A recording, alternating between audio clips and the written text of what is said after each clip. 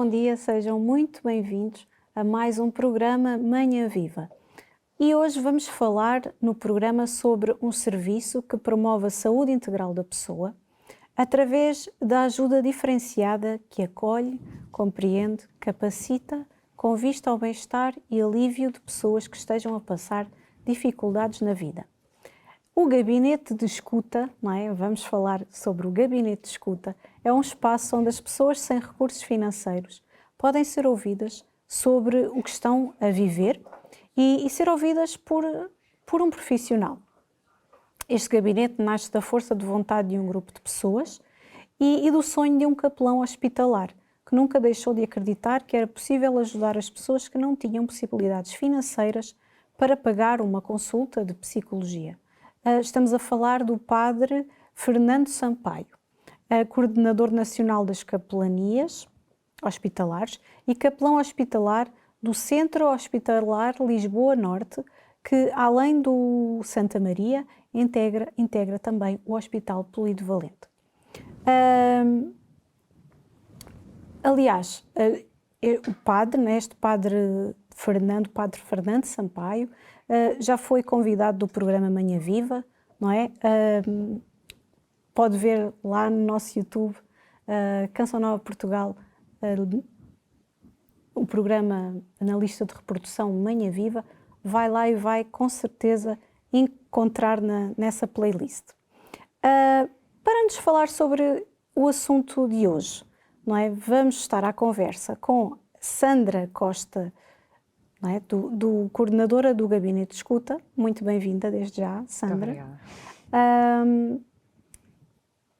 Mas antes, como é habitual, não é? Antes de sempre iniciarmos o nosso programa, iniciamos sempre com oração. Então, convido, Sandra, também convido assim desse lado, a acompanharmos este momento de oração. E vamos rezar a Maria, a mulher da escuta, da decisão e da ação. Maria, mulher da escuta, abre os nossos ouvidos. Faz com que saibamos ouvir a palavra do teu Filho Jesus, no meio das 1000 palavras deste mundo. Faz com que saibamos ouvir a realidade em que vivemos. Cada pessoa que encontramos, especialmente quem é pobre e necessitado, quem se encontra em dificuldade. Maria, mulher da decisão, ilumina a nossa mente e o nosso coração, a fim de que saibamos obedecer à palavra do teu Filho Jesus, sem hesitações. Concede-nos a coragem da decisão de não nos deixarmos arrastar para que outros orientem a nossa vida. Maria, mulher da ação, faz com que as nossas mãos e os nossos pés se movam apressadamente rumo aos outros para levar a caridade e o amor do teu Filho Jesus, para levar ao mundo, como tu, a luz do Evangelho. Amém. Esta é uma oração do Papa Francisco de 21 de maio de 2013. E para iniciar esta conversa, esta entrevista, não é? Começo aqui com uma frase de Dietrich Bonhoeffer. O primeiro serviço que alguém deve ao outro na comunidade é escutá-lo. Sandra, muito bem-vinda. Geralmente, para iniciar o nosso programa, nós sempre pedimos ao nosso convidado que se apresente, não é? Quem é, o que faz, que trabalho desenvolve. Então, gostaríamos de saber quem é a Sandra, não é? Em primeiro lugar. Obrigada. Antes de mais, agradecer-lhe a oportunidade de estar aqui e dar a conhecer o nosso projeto. Bom dia a todos. Pessoalmente, sou casada, sou mãe de 3 filhos e, como muitas outras pessoas, acho que sou uma pessoa curiosa, atenta, inquieta e que tem o sonho de um mundo melhor, com menos sofrimento. E por isso mesmo, em 2016, quando estava a atravessar assim um grande período de discernimento pessoal e profissional, resolvi responder afirmativamente a um desafio que um grande amigo, padre, me lançou, de integrar a equipa fundadora do Gabinete de Escuta. Digamos que foi assim como que encontrar a resposta àquela eterna inquietação que nós temos de qual é que é o nosso caminho como missão. Pronto.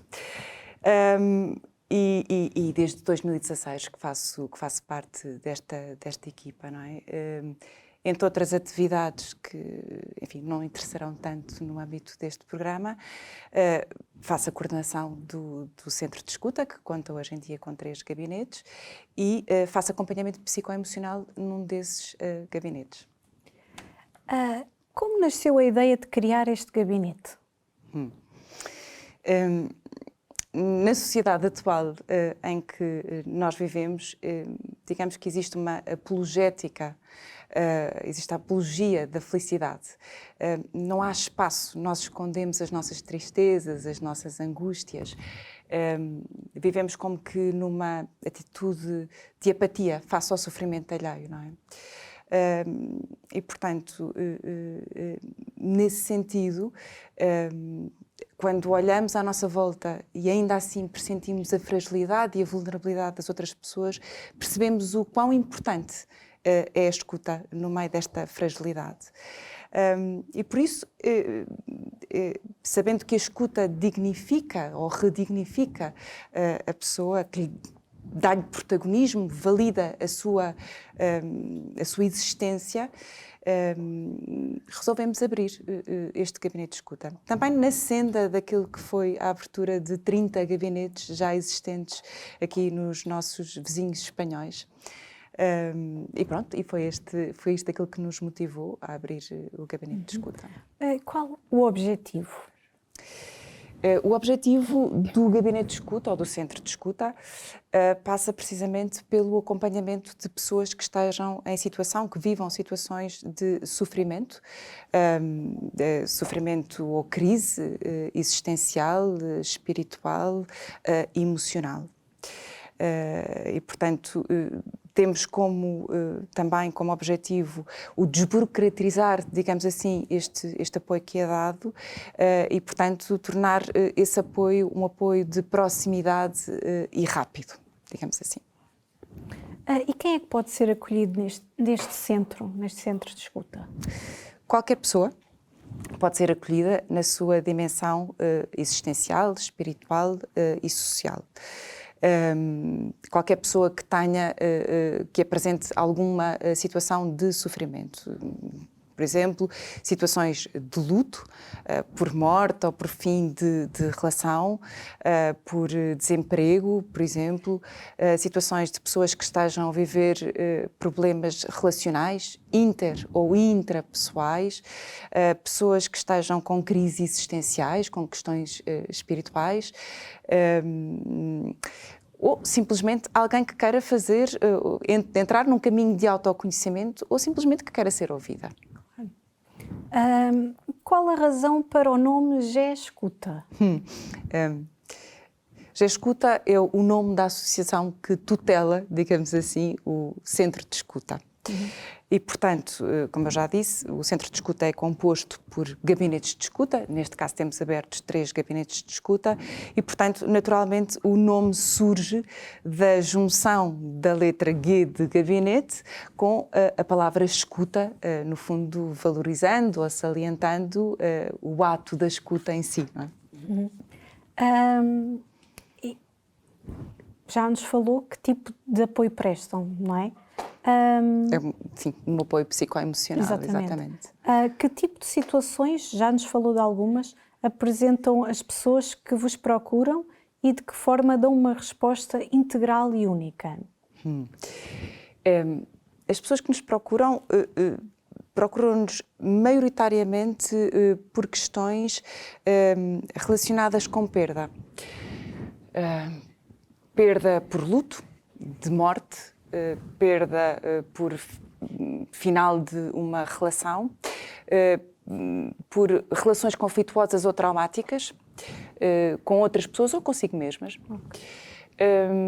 Procuram-nos também por questões existenciais, como a perda do sentido vital, situações de desesperança, às vezes até procuram-nos na tentativa de encontrar uma solução mágica para aquilo que as perturba. E, de facto, nós damos uma resposta única no sentido em que temos uma abordagem holística e, portanto, tendemos a intervir, digamos assim, em todas as dimensões da pessoa, nomeadamente também na dimensão espiritual e, quando ela existe, na dimensão religiosa. Porque a fé é, de facto, um recurso extraordinário para ajudar, para apoiar as pessoas que estão a viver muitas das situações, por exemplo, de doença, de luto, que referimos anteriormente. E, nesse sentido, aquilo que temos tido é o reencaminhamento de profissionais de saúde, de religiosos, de assistentes sociais e até de outros profissionais que nos encaminham as pessoas e, de certa maneira, validando também esta nossa percepção de que somos uma resposta única dentro das respostas que existem já disponíveis na comunidade, não é? Quantas pessoas já recorreram ao centro de escuta e como podem ser caracterizadas? Digamos assim. Desde que nós abrimos portas, digamos assim, também, em dia 25 de novembro de 2016, até hoje, fomos contactados por 519 pessoas. Acompanhámos, neste momento eu penso que já ultrapassa o número de 300, em mais de 1000 atendimentos. Portanto, aquilo que lhe posso dizer é que a experiência dita-nos que são maioritariamente mulheres que nos procuram, numa faixa etária ativa, entre os 25 e os 64 anos, sem uma diferença significativa no que diz respeito ao seu estado civil, digamos assim, maioritariamente diferenciadas. Posso lhe dizer que acabámos de fazer o relatório de atividades relativo a 2021 e que cerca de 2/3 das pessoas que nos contactaram eram diferenciadas, ou seja, que tinham um grau de habilitações académicas equivalente à licenciatura ou superior. Ainda assim, porque isto nos interpela necessariamente, claro. Ainda assim aquilo que percebemos é que a grande maioria não teria acesso a apoio psicoemocional se ele não fosse gratuito. Bastante interessante. E por que equipa é formada, não é? O centro? A nossa equipa é formada por pessoas que têm na sua base, ou seja, na sua formação, são formadas, é uma equipa multidisciplinar, portanto, tem formações distintas na sua base. No entanto, todos nós somos voluntários e, portanto, todos nós fazemos digamos que oferecemos este contributo gratuitamente a quem dele precisa. Apesar de sermos voluntários e de termos formações de base distintas, todos nós temos uma capacitação inicial, temos uma formação inicial em relação de ajuda, no fundo, para garantir que temos boas práticas de relação de ajuda e também para garantir que temos, digamos que, um acompanhamento que é, de certa maneira, padronizado a todas as pessoas que nos procuram. E que tipo de formação têm? Em particular, as pessoas que, portanto, as formações de base, sim. Maioritariamente pessoas da área da saúde, essencialmente pessoas que estejam habituadas ao sofrimento humano, que estejam habituadas a lidar com o sofrimento humano. Muitos da área da saúde têm formação na área da saúde mental, portanto, psicólogos e psiquiatras, mas também temos assistentes espirituais, religiosos, que nos ajudam nesta Houve aí algo missão. Que me chamou a atenção, o facto de ter destacado o facto das pessoas terem um nível de licenciatura, não é, ou mais alto. E terem, claro, por questões financeiras, mas às vezes coloca-se a questão, acha que por pertencermos a determinados, digamos assim, estratos ou porque não temos problemas, não é? Mas a questão emocional é muito transversal e não tem nada a ver com isso, não é? Às vezes não trabalhamos tantas coisas que devíamos ter trabalhado, que é essencial para o ser humano em detrimento de tantas outras coisas que possamos fazer. E nós tivemos bastante, porque isto não é algo que seja recente. Desde o início, que nós tivemos cerca de 1/3 dos beneficiários deste apoio, de facto, considerado diferenciado, pelo menos culturalmente, ou em termos de acesso ao ensino superior. E isso interpelou-nos. E aquilo que chegámos à conclusão é que pode estar assente, por um lado, no facto de haver ainda um certo estigma na procura de apoio na área da saúde mental. E, portanto, recorrer a um gabinete de escuta, digamos que elimina, ou pelo menos minoriza esse estigma associado. Por outro lado, o facto de, ainda assim, as pessoas perceberem que é um apoio diferenciado. E há muitas pessoas que nos contactam e que dizem verdadeiramente que, num apoio dito tradicional, não existe este acompanhamento também na esfera espiritual e mesmo na esfera religiosa. E eu distingo aqui as duas esferas porque há pessoas que não são crentes, que nos procuram. Claro. E todos nós, enquanto seres humanos, temos uma dimensão espiritual. Não temos que ritualizar essa dimensão espiritual e, portanto, há pessoas que não apresentam essa dimensão religiosa. Mas, de facto, pode haver aqui também essa identificação de ser um serviço que é distinto daquele que é tradicional. E, não de suma menos importância, a possibilidade de o fazer de forma gratuita. De que forma a Associação pretende contribuir para uma cultura de humanização com vista à promoção da saúde integral das pessoas? Maioritariamente através da promoção de ações de formação, quer para os seus membros associados, quer também para outras pessoas, para terceiras entidades, não é? No que diz respeito aos escutas voluntários, forçosamente queremos que todos nós, que somos voluntários e fazemos este acompanhamento psicoemocional, estejamos bem preparados, com boas práticas no método de relação de ajuda. Mas também temos tido o desafio e a responsabilidade de sermos chamados a dar formação a outras pessoas, nomeadamente a voluntários da Cáritas, a assistentes espirituais, a capelães hospitalares. Aquilo que lhe posso dizer é que também nós fazemos parte da Pastoral da Saúde e, portanto, nesse sentido somos parceiros na identificação e também na promoção e na realização de ações de divulgação da saúde integral. E depois, enfim, temos o sonho, digamos assim, o desejo de começar a publicar os resultados que temos tido e, portanto, de certa maneira, também começar a promover o aprofundamento do conhecimento na área, nesta temática, não é? E através da organização de fóruns, de debate desta situação. Eu sei que temos falado muito sobre a saúde mental, não é? Sobretudo no tempo de pandemia, subiram a questão das procuras nesse tempo? No curso dos confinamentos, não. No curso dos confinamentos registámos inclusivamente uma quebra bastante grande. Porquê? Porque, primeiro que tudo, nós estamos vocacionados para um acompanhamento continuado. Claro. Não é episódico, não é o SOS.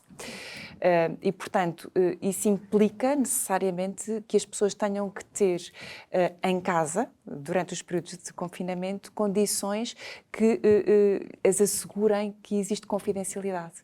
E muitas vezes não existiam essas condições, as casas são pequenas, claro. As famílias estavam todas em casa e, portanto, as pessoas não tinham acesso a essas condições de confidencialidade. E, portanto, não só aqui em Portugal, como também os nossos colegas em Espanha, também verificaram isso, uma diminuição drástica. E penso que o número de consultas, mesmo de psicologia e de psiquiatria, baixou drasticamente.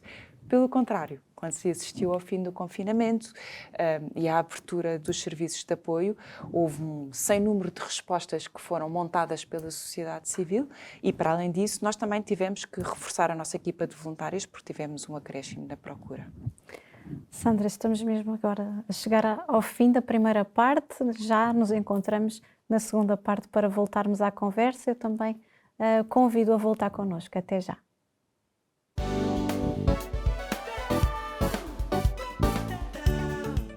Muito bem-vindos a esta segunda parte do nosso programa Manhã Viva. Relembro que estamos à conversa com Sandra Costa para nos falar sobre o Gabinete de Escuta, um serviço apoiado pelo Patriarcado de Lisboa. E começo este segundo bloco com uma frase agora de Arnaldo Pangrazi. A capacidade de acolher e compreender os frágeis e delicados fragmentos interiores que o indivíduo apresenta anima-o a continuar a explorar o seu mundo e a transformar o seu medo em liberdade, o seu desespero em esperança e a sua solidão em companhia. Sandra, voltando aqui ao nosso assunto, o que propõem para colocar em prática os objetivos da associação? Os objetivos da associação, neste momento, de índole prática, digamos assim, executivos, são o termos a capacidade de dar uma resposta rápida, de proximidade e complementar as que já existem na comunidade. O de termos boas práticas na aplicação do método de relação de ajuda e também o da sustentabilidade financeira, a autonomia financeira, assim, digamos assim, da própria associação. Para pôr em prática ou para conseguir atingir estes objetivos, temos que pôr em prática uma série de ações. São elas necessariamente a boa gestão dos 3 gabinetes atualmente existentes, o ter um número de voluntários suficientes para responder às solicitações que vamos recebendo, isso é uma preocupação, necessariamente, o darmos a capacitação ou formação inicial aos voluntários que começam, mas também a formação contínua a todos aqueles que já praticam este acompanhamento psicoemocional, de forma a garantirmos que temos aqui boas práticas em ação. E, obviamente, que a capacidade de aceder a receitas que possam responder às despesas nas quais a associação vai incorrendo. Necessariamente são algumas. E de que forma o vosso atendimento é padronizado?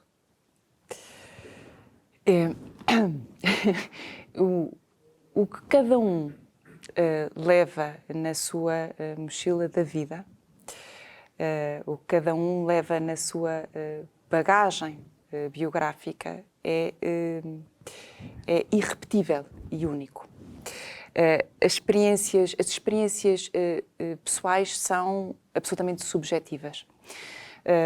E nesse sentido não podem ser padronizadas, digamos assim. Portanto, o nosso acompanhamento tem que ser individualizado, tem que ser customizado perante cada uma das situações que cada uma das pessoas traz. No entanto, as necessidades das pessoas e a maneira como as pessoas reagem ao sofrimento, digamos que é transversal, de certa maneira, ao ser humano. E é nesse sentido que nós podemos ter uma abordagem que, digamos que é consistente e, nesse sentido, um pouco padronizada perante algumas situações dentro de determinados âmbitos. Qual a vossa missão, visão e valores, não é? Valores Começando pelo mais fácil, que são os valores e que me saem de rajada. A missão, eu tenho que recorrer a uma cábula porque não a tenho presente de memória, ou por outra, sei qual ela é, mas não quero falhar. Claro.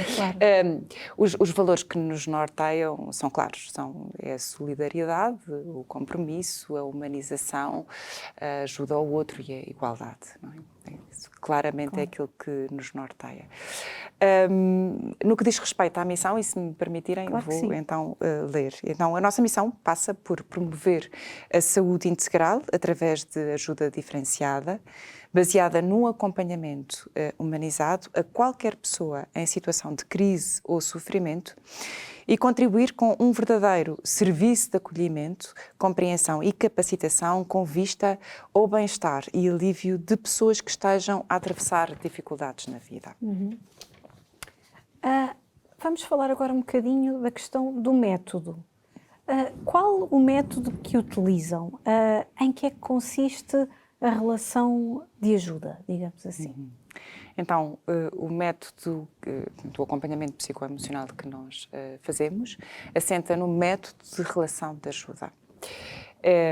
E o método de relação de ajuda lança a mão dos conceitos da psicologia humanista e do counselling. E é preciso perceber que ajudar não é a mesma coisa que aconselhar. Ajudar é acompanhar a pessoa, digamos que num caminho de autoexploração, num caminho de autoconhecimento, para que identifique os recursos internos que tem e os mobilize para fazer face à situação que está a viver, respeitando, obviamente, os limites próprios. Uma pessoa que entra em diálogo, num clima de segurança, sem emissão de juízos, portanto, sem julgamento, tem esta capacidade de se autoconhecer, de explorar e, digamos que, com um marco idóneo, é capaz de identificar quais é que são as alternativas saudáveis para fazer frente à situação que está a viver, a situação problemática que está a viver, ou como acomodar situações que não podem ser alteradas. Por exemplo, perante uma situação de morte, que é irreversível, nós não podemos alterá-la, mas podemos ajudar a pessoa a que ela viva melhor essa situação que é irreversível. Falou aí da questão da ajuda e do aconselhamento. A questão do aconselhamento acaba por, se calhar, não fazer a pessoa se descobrir para poder agir dessa forma. E é muito importante a pergunta que me está a fazer por duas questões. Primeiro, porque as pessoas traduzem literalmente a palavra counselling para aconselhamento. E, portanto, muitas vezes vêm com a ilusão de que vão receber conselhos. E counselling não é aconselhar. Counselling é a relação de ajuda. E a relação de ajuda, como eu digo, não é dar conselhos. Porquê? Porque eu vou dar conselhos com base no meu marco de referências e não no marco de referências das outras pessoas, do quadro de referências das outras pessoas. E, portanto, as pessoas têm que encontrar a solução adequada para a sua situação, de acordo com aquilo que lhe faz sentido a elas. Se eu der um conselho, eu vou estar como quase a pressionar ou a forçar a pessoa para que ela siga aquilo que eu estou a dizer e gera um desconforto. Claro. E a pessoa não sabe, não se conhece, não é? Exatamente. O acompanhamento pode durar quanto tempo? Normalmente este acompanhamento, e depende muito das situações, este acompanhamento pode durar entre 1 a 20 sessões. Portanto, nós vamos até ao limite das 20 sessões. Normalmente aquilo que ultrapassa as 20 sessões serão situações que não devem ser acompanhadas no âmbito do gabinete de escuta. Nós não estamos preparados, não é a nossa matriz acompanharmos, por exemplo, situações que configurem psicopatologia. Isso necessariamente teremos que reencaminhar para aquilo que são os profissionais da área da saúde mental. Por exemplo, questões espirituais normalmente são resolvidas em 2, 3, 4 sessões. Situações de luto poderão, às vezes, até ultrapassar as 20 sessões. Quer dizer, nós não somos absolutamente leoninos no cumprimento das 20 sessões. Mas aquilo que lhe posso dizer são que estas 20 sessões podem, enfim, alongar-se num período de tempo que pode ir até 1 ano de duração. As sessões duram mais ou menos 1 hora cada uma e é isto. Quais as linhas orientadoras? Bom, eu vou lhe dizer que muitas delas nós já as tocámos aqui, no decurso deste programa, e, portanto, para não amassar quem nos está a ouvir, e até porque elas estão disponíveis no nosso site, integralmente. Aquilo que eu sugeria era sublinhar que nós somos uma equipa de voluntários, de formação de base multidisciplinar, mas que todos nós recebemos capacitação inicial na relação de ajuda e que, portanto, de forma responsável e gratuita, disponibilizamos uma parte do nosso tempo semanalmente para acompanhar as pessoas que nos procuram e que estão a viver dificuldades na sua vida. Sublinharia também que os direitos de quem é acompanhado, dos beneficiários, passam por um atendimento integral, ou seja, uma abordagem a todas as suas dimensões, sem fazer exceção de pessoas. Ou seja, nós acompanhamos quem quer que nos solicite ajuda, independentemente do género, da idade, da condição social ou financeira, independentemente de ser crente ou não crente, independentemente, enfim, da orientação política, do que quer que seja, não fazemos exceção de pessoas. Aquilo que gostaria de referir é de terminar só dizendo que é um serviço gratuito, este que nós mediamos, proporcionamos, mas acontecem situações no decurso deste acompanhamento em que nós entendemos que é bom que as pessoas sejam encaminhadas para outros profissionais. E nesse sentido as pessoas terão que prover pelos custos associados associados à contratualização com esses profissionais. Essa necessidade, não é? Com essa necessidade. Como são feitos os pedidos para acompanhamento no GEScuta?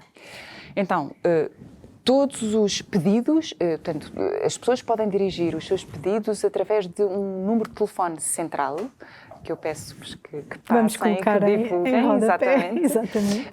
Podem também dirigir os seus pedidos através de um e-mail central, gescuta@gmail.com, ou podem consultar o nosso site www.gabinetescuta.pt.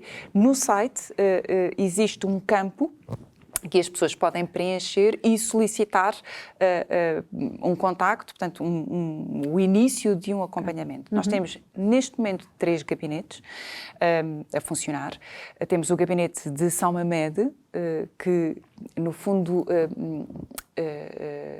tem o objetivo de responder às solicitações do centro de Lisboa, digamos assim. Temos um gabinete a funcionar no Centro Comercial Colombo, e que visa responder às solicitações de Benfica, da Amadora, de toda a linha de Sintra e de toda a zona geográfica que ali está próxima. E depois temos um gabinete de escuta em Oeiras, que pretende responder às solicitações não só de Oeiras, mas também de toda a linha de Cascais. Exatamente. Já partilhou aqui alguns testemunhos, não é? Mas existiu algum que a marcou mais? Eu acho que, quer dizer, todos os testemunhos, na verdade, ou todos os acompanhamentos que nós fazemos são especiais. Acredito. E nós guardamos com muito carinho na memória, principalmente aqueles em que conseguimos atingir, ou responder à nossa missão, conseguimos atingir os nossos objetivos. Por uma questão de confidencialidade, porque só poderíamos partilhar sob autorização expressa das pessoas, eu vou-me subtrair aqui a partilhar casos concretos, mas eu posso dizer-lhe que ouvir alguém que nos diz que a vida é uma antes do acompanhamento em gabinete de escuta e a outra depois do acompanhamento em gabinete de escuta, é de facto muito gratificante e é um estímulo e uma motivação para nós continuarmos a fazer este responde àquilo que é a vossa missão. Exatamente. Estamos na missão certa, não é? Exatamente. Agora ia convidá-la, não é? Para escolher, temos aqui um boiãozinho de vidro para escolher as frases, tirar algumas frases que aí estão e poder comentá-las. Isto é uma marotice. Acho que vai ser interessante. Vamos lá ver se posso escolher. Não, estou a brincar. Vamos lá ver. Bem. Vamos tirando assim ao acaso. E gostaria então que comentasse. Então, na atitude de escuta, cultiva-se o prestar atenção ao que o outro diz, mas também ao que ele não diz e nos transmite pela sua maneira de estar e com a sua presença.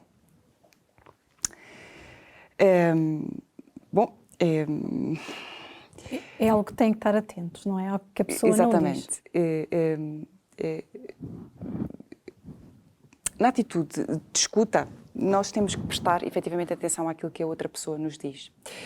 Nós temos que perceber como é que ela se vê no meio da situação, que significado é que ela atribui à situação.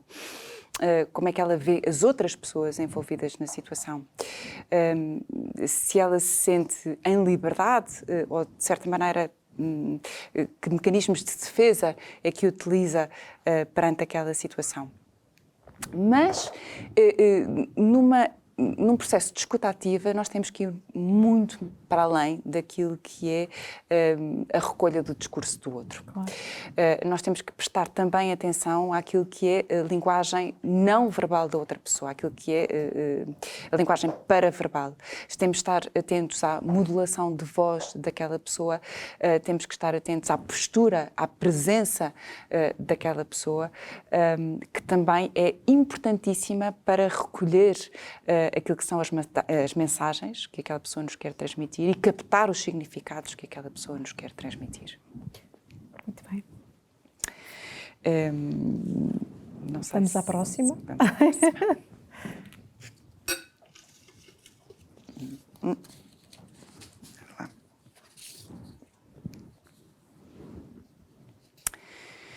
A escuta de alguém significa acolhimento, hospitalidade daquilo que ele é, em luzes e sombras, aceitando com respeito sagrado e sem julgamento. Escutar uma pessoa que está em sofrimento é um ato de nobre reconhecimento da sua vida. Dignifica a pessoa. E pode mesmo levar a uma mudança radical de vida. E muitas vezes é tudo aquilo que a pessoa precisa. Quem não escuta e quem não se sente escutado não sai de si mesmo e não deixa entrar ninguém em si mesmo. Portanto, vive em solidão. Isto quer dizer que a escuta pode quebrar a solidão, pode incluir o excluído.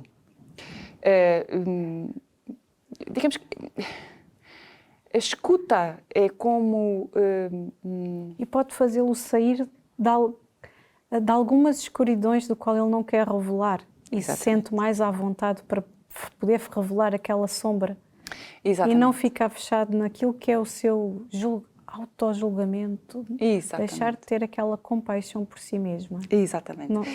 Pode ajudar, é precisamente isso, pode ajudar a pessoa a sair das veredas escuras que constrói com os pensamentos muitas vezes irracionais e que geram sofrimentos nos quais as pessoas se barricam.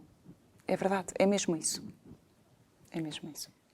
É incrível, não é? É incrível realmente o facto de ter alguém para escutar e vai ganhando confiança e vai podendo explorar-se, compreender-se e mobilizar-se internamente para fazer uma mudança. Claro.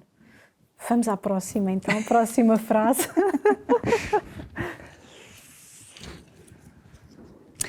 Trata-se de uma escuta com o coração. Embora seja mais exigente, permite-nos recolher muito mais, pois é mais profunda e convoca todos os sentidos. Bom, sem dúvida. A escuta com o ouvido, a escuta exterior, permite-nos, como dizíamos há pouco, recolher dados, recolher a modulação da voz, que é muito importante também porque nos sintoniza com o estado emocional da pessoa. Claro. Permite-nos recolher o significado que ela consegue transmitir oralmente. Mas a escuta com o coração é muito mais rica, muito mais densa. Ela convoca não só os ouvidos, ela convoca todos os nossos sentidos e permite-nos aprofundar, ir muito mais dentro da pessoa e perceber efetivamente quais é que são os significados que ela nem sequer consegue verbalizar, que muitas vezes desconhece As mensagens que estão muitas vezes capturadas por um mecanismo de defesa, os sentimentos que não podem, que as pessoas não querem libertar. Claro. Porque se defendem, porque muitas vezes constroem muros, constroem máscaras, usam um exoesqueleto que não permitem a saída nem a entrada. Claro.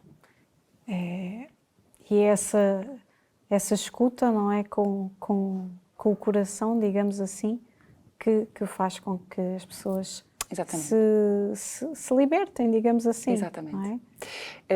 Há um livro muito curioso que é O Cavaleiro da Armadura Enferrujada, que é precisamente, enfim... Sim, acho que conheço. Sim.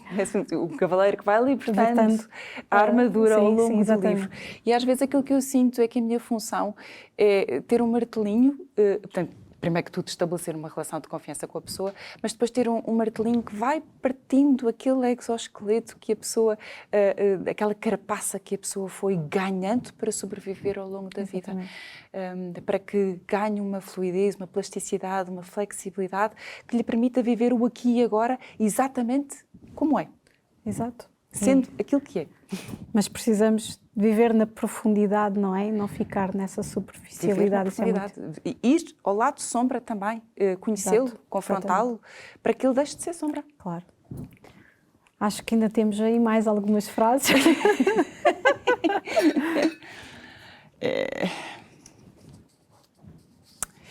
Então, e o que fazemos nós com o tempo que nos sobra? Já percebi onde é que isto foi retirado. Normalmente usámo-lo para preparar uma resposta, para pensar no que temos para fazer, onde gostaríamos de estar, ou ainda para julgar a outra pessoa. Enfim, em tudo menos no acolhimento do outro. É muito curioso e eu acho que nós, a maior parte de nós não temos consciência disto. Mas nós conseguimos falar entre 140 a 160 palavras por minuto. Mas conseguimos ouvir até 600 palavras por minuto.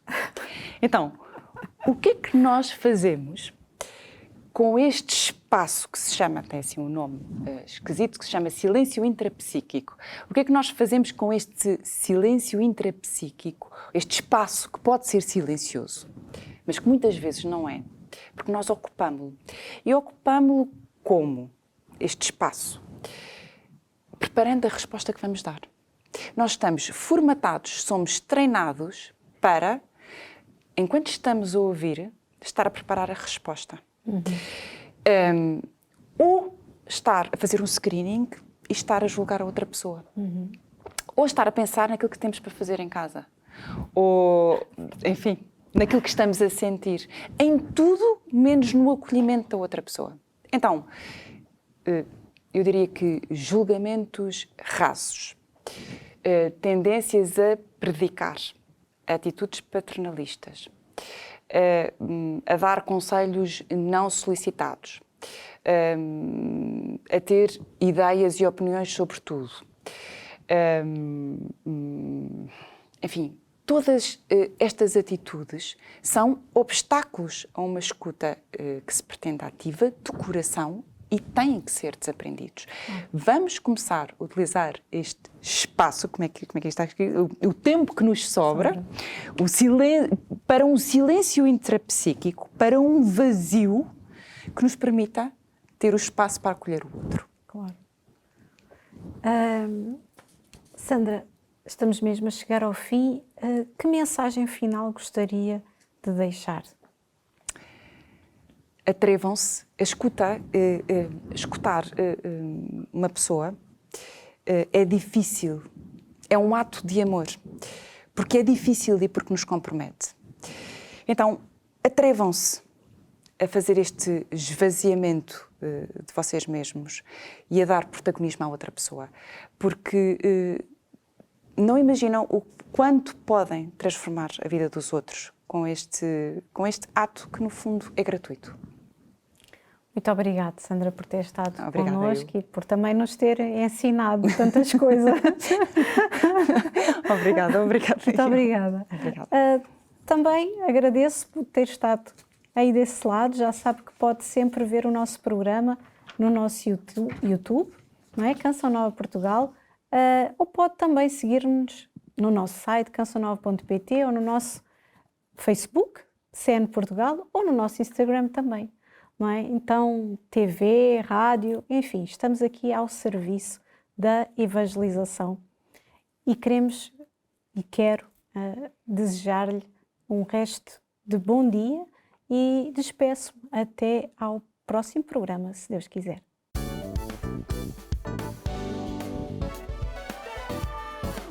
Se gostou deste programa, clique aqui na nossa playlist aqui em baixo para ver outros episódios. Se ainda não subscreveu o nosso canal do YouTube, faça-o já clicando neste botão aqui do lado e será logo o primeiro a saber todas as novidades.